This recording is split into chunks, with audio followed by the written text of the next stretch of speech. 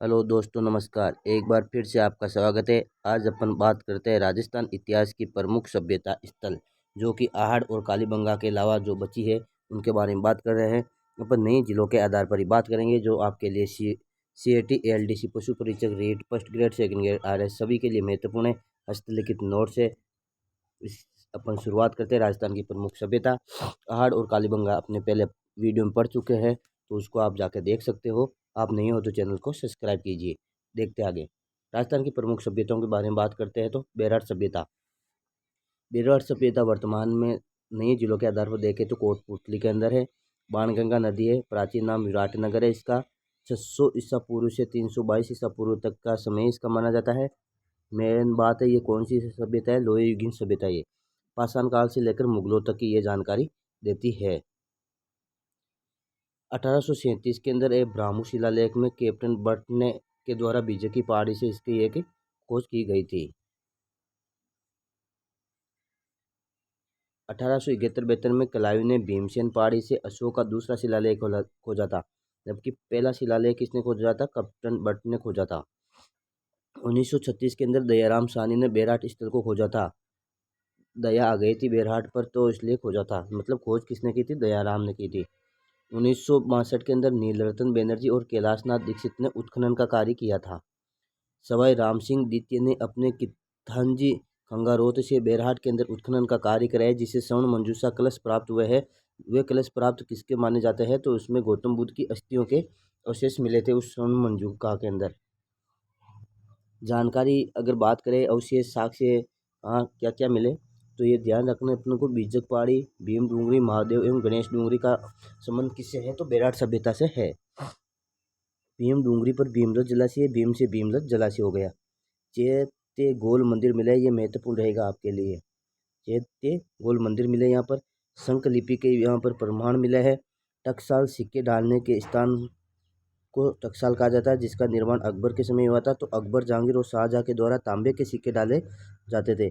पूछ सकता है किसके सिक्के डाले जाते थे? तो तांबे के सिक्के डाले जाते थे यहाँ पर। ब्राह्मू शिलालेख है जो बेरहाट है, कलकत्ता अभिलेख के अभी कलकत्ता संग्रहालय के अंदर है इसे, इसलिए इसे कलकत्ता शिलालेख भी कहा जाता है। सम्राट अशोक और मौर्यकालीन जानकारी मिलती है। बौद्ध धर्म के 3 रत्न के बारे में जानकारी मिलती है। बौद्ध धम्म और संघ के बारे में। बौद्ध मठ या बौद्ध स्तूप या बौद्ध विहार की जानकारी मिलती है। हुन शासक मीर कुल ने इसे नष्ट किया था। किसको? बेरहाट सभ्यता को। जानकारी चीनी यात्री हेनसांग के द्वारा, जो हर्षवर्धन के समय भारत आया था। चीनी यात्री हेनसांग कब भारत आया था? हर्षवर्धन के समय आया था। चीनी यात्री हेनसांग की पुस्तक कौन सी थी? सी यू की थी। बेरहाट को इसने प्रोली ये तोली बताया था। प्रश्न ऐसा बन सकता है कि चीनी यात्री हेनसांग के द्वारा प्रोली ये तोली किससे बताया था? बेरहाट को बताया था। या बेरहाट को किस नाम से बताया जाता है? जैसे सीओ की आदि इसी नाम से जाने जाते थे। ये पुस्तक का भी नाम दे सकते हैं, क्योंकि चीनी नाम है जो अपन को समझ में नहीं आ सकते हैं, तो इसे याद रखना है। प्रोली ये तोली बताया था बेरहाट को। पांडवों ने भी अपना ज्ञातवास व्यतीत किया था। यहाँ पर महाभारत कालीन की जानकारी भी मिलती है। बेरहाट स्थल से ये महत्वपूर्ण जानकारी रहेगी, ये ध्यान रखना कि कितनी मुद्राएं मिली है? 36 मुद्राएं मिली, जिसमें से 8 मुद्राएं तो मिले जो पंचमार के सिक्के, 8 सिक्के होते हैं जो राजस्थान की सबसे प्राचीन मुद्रा होती थी। 28 सिक्के मिले जो इंडो ग्रीक सिक्के मिले हैं, हिंदी यूनानी सिक्के कहा जाते हैं इनके। 16 यूनानी सिक्के मिले हैं जो सूती वस्त्र के अंदर लिपटी हुई मिल रही है, यूनानी राजा मियंडर के।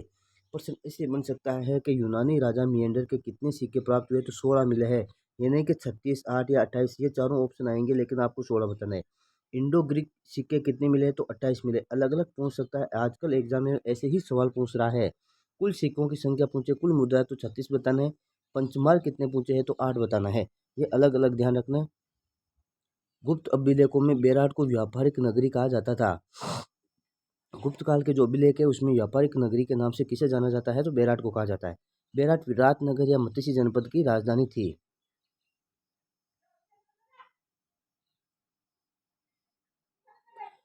अगली सभ्यता है ज्ञानेश्वर सभ्यता। ज्ञानेश्वर सभ्यता कहाँ पर है? नीम के थाना के अंदर, कांतली नदी के किनारे है। 2800 ईसा पूर्व है कालक्रम, इसका ताम्रपाषाण काल माना जाता है।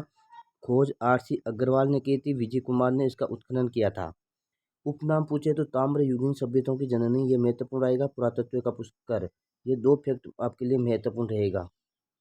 अवशेष साक्ष्य की बात करें तो यहाँ पर साक्ष्य अवशेष कौन कौन से मिले, ये महत्वपूर्ण रहेगा। 99% शुद्ध तांबे के साक्ष्य मिले यहाँ पर। मकान और बांध पत्थरों से निर्मित मिले हैं, ये महत्वपूर्ण रहेगा। मकान निर्मित बांध मिले हैं पत्थरों के। मछली पकड़ने का कांटा मिला है। कुल्हाड़ी, बाणाग्र, तांबे के उपकरण, हारपून मिले हैं। 6 प्रकार के मर्दबान जिसे कर्पस स्वर्ण मर्दबान कहा जाता है। एक तो शुद्ध तांबे के साक्ष्य, ये महत्वपूर्ण याद रखना। एक पत्थरों से निर्मित बांध मिले हैं।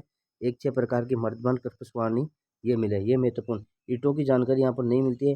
प्रश्न ऐसे पूछ सकता है सही और गलत कथन के अंदर, यानी तो सभ्यता के अंदर ईंटों की जानकारी मिलती है, पत्थर की नहीं। मकान और बांध पत्थर को नहीं बनाकर ईंटों की मिलती है, तो अपन को ऐसा ही याद रखना है कि यहाँ पर ईंटों के नहीं बनाई जाती थी, पत्थरों के बने जाते थी। लेकिन दिमाग उस समय पेपर में ये शायद चलता है कि हाँ शायद ईंटों के ही बनाए होंगे। तो ये महत्वपूर्ण फैक्ट आपको पूछ सकता है। आप दोस्तों चैनल पर नहीं हो तो सब्सक्राइब कीजिए, लाइक कीजिए और अपने दोस्तों को शेयर कीजिए। अगली सभ्यता नौ सभ्यता स्थल कहाँ पर है, ये भरतपुर में रूपारेल नदी के किनारे है। खोज रतनचंद अग्रवाल ने की थी। उत्खनन कार्य 2 स्तरों में हुआ था। 5 सांस्कृतिक युगों की सभ्यता मिलती है। चित्रित धूसर मर्दबांड संस्कृति के साक्षी मिलते हैं। जाक बाबा की यक्ष प्रतिमा मिलती है यहाँ पर। तांबे के सिक्के, मण मूर्तियों व लोहे के उपकरण यहाँ पर मिलते हैं। पक्षी चित्रित ईंटें भी मिलती है यहाँ पर। अगली सभ्यता रेड सभ्यता। रेड सभ्यता कहाँ पर है, टोंक में नदी, डेल नदी के किनारे। केदारनाथपुरी ने इसकी खोज की थी। 3075 चांदी के सिक्के मिले, ये महत्वपूर्ण जानकारी रहेगी। मालव जनपद व यूनानी सिक्के मिले हैं जो प्राचीन भारत का टाटानगर कहलाता था। विशाल लोहे सामग्री प्राप्त हुई है यहाँ पर। सभ्यता स्थल देखे जाए तो नगर और नगरी, इसमें बहुत कंफ्यूज होते हैं लोग। नगर सभ्यता और नगरी सभ्यता, इसको मैं एक साथ लेकर आया हूँ। नगर सभ्यता कहाँ पर है, टोंक के अंदर है। नदी कौन सी है, बनास नदी है। खोज कहाँ पर हुई थी, केदारनाथपुरी में हुई थी। अन्य ना पूछे तो खेड़ा सभ्यता, मालव जनपद के सिक्के मिलती है। नगर का मतलब टोंक है, नगरी का मतलब चित्तौड़गढ़ है। नगरी चित्तौड़गढ़ बेड़च नदी के किनारे है। कलायु ने खोज की थी। मध्यमी का स्थल माना जाता है। श्री जनपद के सिक्के यहाँ पर मिलते हैं। अगली सभ्यता है बागोर सभ्यता। बागोर सभ्यता की बात करें तो भीलवाड़ा के अंदर कोठारी नदी के किनारे उत्खनन VN मिश्र एवं लेसेसिक ने किया था। ये सन अधिकतर नहीं पूछे जाते हैं, लेकिन आपको ये ध्यान रखना है VN मिश्र 3 स्तरों में उत्खनन किया है। आदिम संस्कृति के संग्रहालय यह मिलता है, ये महत्वपूर्ण रहेगा। जानकारी पूछे तो प्राचीनतम पशुपालन के साक्ष्य वे महत्वपूर्ण रहेगा। अधिकतर एग्जामों में यह प्रश्न पूछा गया है। 14 प्रकार की कृषि मिली है यहाँ पर। एक आता है जोधपुरा सभ्यता। जोधपुरा सभ्यता आपको नाम से पता होना चाहिए। जोधपुरा कहाँ पर है, तो कोटपुतली बहरोड जिला। ये नहीं कि आपको जोधपुरा जोधपुर में कर देना है। ये बहुत बार प्रश्न पूछा गया है कि जोधपुरा सभ्यता कहाँ है। पहले जयपुर में थी तो जयपुर लिखते थे, लेकिन अब नए जिलों के आधार पर कोटपुतली बहरोड जिला मिलता है।